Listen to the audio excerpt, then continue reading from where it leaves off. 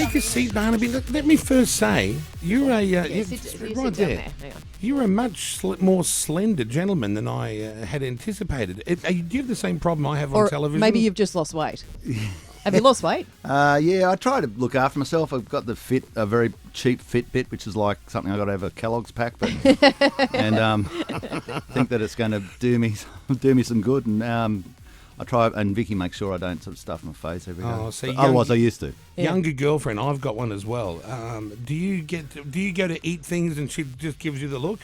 They just don't cook them. It's Uber Eats at my place. So let's first of all acknowledge the elephant in the room, which was last time you were on Barnaby. Oh yeah. Things were heated between you and Kyle. Yeah. Now, and I know why, because I've just listened to it again today for the first time. In hindsight, I was very passionate about something, and I believe you were also very passionate from the opposing view. Yeah, I suppose. Look, I just got a sense that a fella had decided to wander in here and tell our biosecurity laws to go get stuff. Yep. And it's just that he came with a sense of entitlement, and I just didn't like that. We would lose $50 billion worth of our cattle industry overnight if someone walks in with foot and mouth disease, and that would shut down trucking firms, it would shut down towns. Yeah. And all the fella had to do was just sign the bloody paperwork with the truth, and we could have dealt with it. We could have said, mate, we can deal with this. Sure. But he didn't. He said, oh, mate, you guys are all dumb, whatevers. And I'm just going to wander in here because you're all stupid. And say, oh, well, mate, I'll tell you what stupid looks like when you get caught. Yeah. Well, you know what? I don't think anyone disputed that. I think everyone at the time knew what Johnny Depp did was wrong. A lot of my neighbours. Like you say, there's repercussions from that. There is. Because I'm on the land now down in the Southern Highlands. Good stuff, mate. Yeah, it's fun. Just a hobby farm for me, but still 180 acres. That's a fair hobby. That's worth a packet. Yeah. Down there. It's beautiful. It is. Yeah. But my neighbours were like, Barnaby was right. Like this can devastate. And I was unaware. I just thought, I thought, here's a government dude pulling out some papers, and getting a name for himself. But it wasn't. That wasn't what was behind it. I think it was more just the part where you said you'll put the dogs down. Do you regret saying that particular line? That's actually the law. That's just what they do. Yeah. That's it. Because what are you going to do with someone? Okay, they walk in here. In Bali, they got rabies. If we got rabies in here, you go right through our wild dog population, be all through towns. Right. You going for a walk in the park, forget that, because that changes overnight. Right. There's rabies here, and go on the internet, go on and have a look at someone dying of rabies. It is ugly, and so if they came in with a rabid dog, and the way they get this disease gets transferred from country to country is what they call teacup dogs. Because people say the little ones. My little one hasn't got it. And you say, mate, it's a dog like any other dog. If the disease is only just starting, you're going to let your dog go. It's going to talk to other dogs, and the disease is out. And that's what we're trying to. Okay, I understand. That's what we try to get in front of. Yeah. So you were very passionate about that, and that was your job at the time too, right? You were the minister for that. Yeah, and if they always say to you, mate, if you're not going to give us back the dog, if you're not going to take the dog out, well, okay, what are our options here? We can't put it in a pound with the other dogs. No.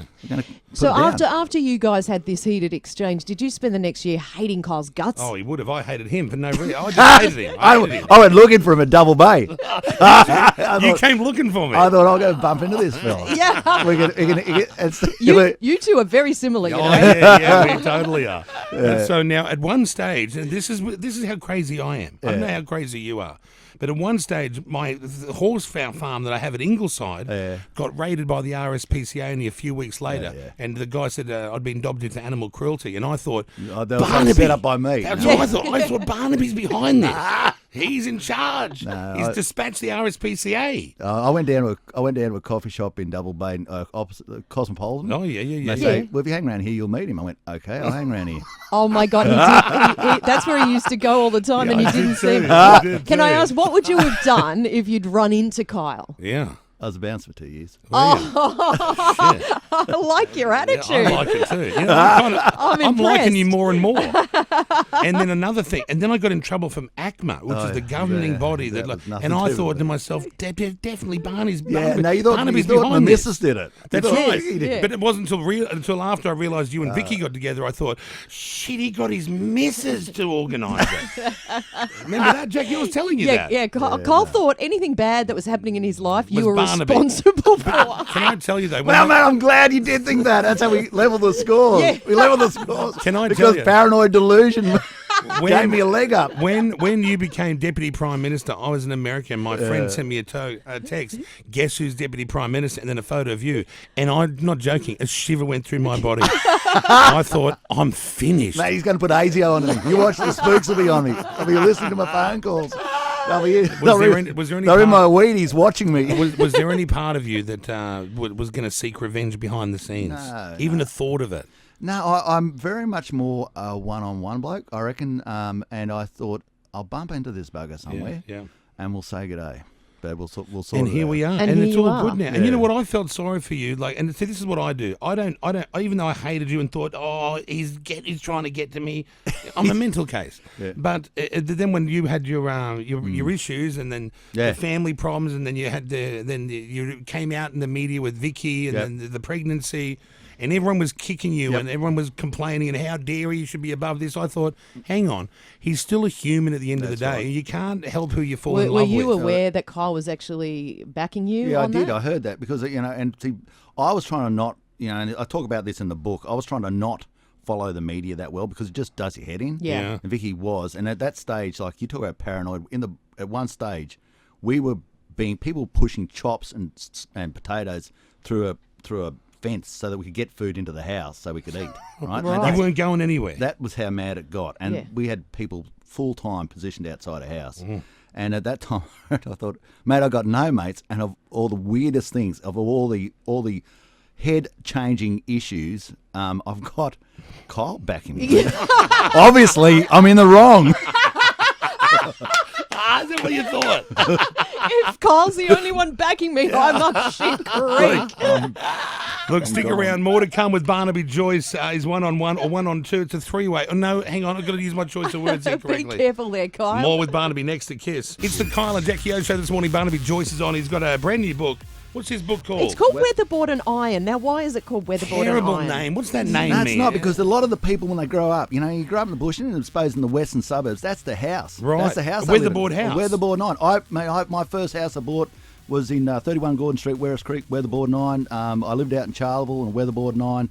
And right now I'm back in a rented Hardy Plank and Iron with weatherboard 9. You rented. Things that bad, you're in a rental now. Mate, it's a game of human snakes and ladders. You know that. Wow. And when you step on the wrong snake head, you go right back down the. Is that snake Malcolm Turnbull? No, look. What's the go there? Yeah. How's the relationship? That must be weird. We get along. We talk. It's professional. That's why you go from friendly to professional. You got to be honest. You go from friendly to professional. Right. It's not friendly. Did you guys have a good relationship though back in the day, or never really? Took a turn for the worse when you did the doorstop. But I think it's you've got to work. You've got to do the right thing so it's professional. It's no buddy. It's like how's this going? Where's the nation going? Matter of fact. Yeah, because you're still dealing with the nation. You still got to be responsible. You got a job to do, so you can't carry your crap into the. Did he have a chat with you? Did he say to you, listen? You're Deputy Prime Minister, you're making me look bad, which is easy to do. Yeah, sure. Did he want you to go, or did you decide to go? No, at the end it was my decision. You decided. I've got I had the numbers right to the end to stay. Yeah. But I just thought with my colleagues, once other garbage came out, I went, it's not fair on them. Yeah. I'm going to step away from this and have a breather. And I think in hindsight it's the right thing to do because I needed a breather. I was getting smashed. I was under the pump. Right. And new baby. Pardon? New baby as well. Yeah, new baby, and you want to just spend some time with that. There is nothing more important than getting to know your own kid. And with Bridget, Caroline, Odette, it's Julia. It's been my most precious time was getting to know them as little kids, and with Seb. They're all grown up now. They're big. The girls. Yeah, they're one. The last one's still year 10, but all the rest are out of school. Yeah. You also suffer from depression, right? Yeah, I think that's a fair call. I do. And is that anything new from all the drama, or is that you've always had that? I just think I'm a bit like you, Kyle. I can see it. You live on the extremities of the bell curves. You're really happy, and then times down the dumps, and it creeps up on you. And towards the end, it was really prominent. I didn't see it. People around me saw it. Vicky saw it, Nat saw it. They all brought it up. They all brought it up. Was this around the time all the stuff was happening? Yeah, because one builds on the other, and Yeah. the pressure's there. You haven't got many mates at the top end in your game, so you'd probably know that as well. Not me. I've got heaps of mates. Yeah, Yeah, but he does now. But what you're saying My is mates are all in trouble all the time, though. Have you heard about that? my mates are on television for wrong reasons. Yeah. But yeah, I suppose another thing is, if there's the message, and we talk about that in the book, is if you're between the ages of 14 and 40 out in the countryside, the most likely way you're going to die is by your own hand. Is that right? Yeah. You hear about Yeah. these things. Yeah, and and so especially with the drought right now, things couldn't be getting worse out That's there. right. And if it helps one person to say, hang on, there's something not right with the way I'm thinking, and there's something that we've written that reminds them of that, then I'm saying to you, you can't help anybody if you don't help yourself. And how do you help yourself? So true. You go talk to a qualified. Don't talk to your bloke next door in the pub. No. Go and find a qualified psychologist. Go get yourself into a doctor. They'll know the signs. They'll basically say, "Have you had this thought? Are you thinking this? What's happening here?" And help you realise you can unravel that, and it's not the end of the world. That's right. You can deal with this. But if you just say, "Oh, look, I'm stoic, I'm brave, I'm just going to sit here by myself and grab another six-pack and that'll fix it," mate, that's not going to fix anything. Do you know what I like? I don't drink, but marijuana, fantastic. Have you had that? No? Yeah, of course, when I was at bloody school, Get on it university. now. But I no, say, I've nothing better. Is that the hardest thing you've done? What's that? Marijuana? Like, have you done anything else? What the hell do you think is going to I've ruin come his on life? I've come on this show and spoke to you guys. There you go. That's like smoking crack. Yeah.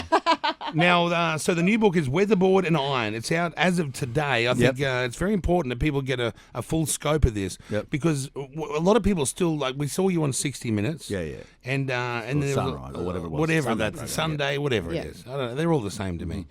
But and then Malcolm Turnbull brought out the no rooting policy. Yeah. Now, even Jackie's father rang the other day and said, "This is outrageous. This is how blokes meet women and how women meet men." It's just stupid. I mean, what are you going to do? You going to sneak around following people around at night? Yeah. That's not going to work. I'm totally against that. I think it's fine I if mean, you meet people are someone. adults, you know. Yeah. You buy your own ticket, and but it's just, I just don't know. mate. It's all that crazy. all It's that stuff, knee-jerk it never stuff. works. It No. never works. Never works. My dad loves you. When this all happened between Kyle and you, like Kyle, he loves Kyle, obviously. Yeah. But he rang me and he said, "What's Kyle thinking? How dare he?" And Well, I told Kyle that. you tell your dad I'm right there with him. Mate. He's a good, whereabouts is he? Where's he live? Gold Coast. Gold Coast. Good stuff. Yeah, he's a builder.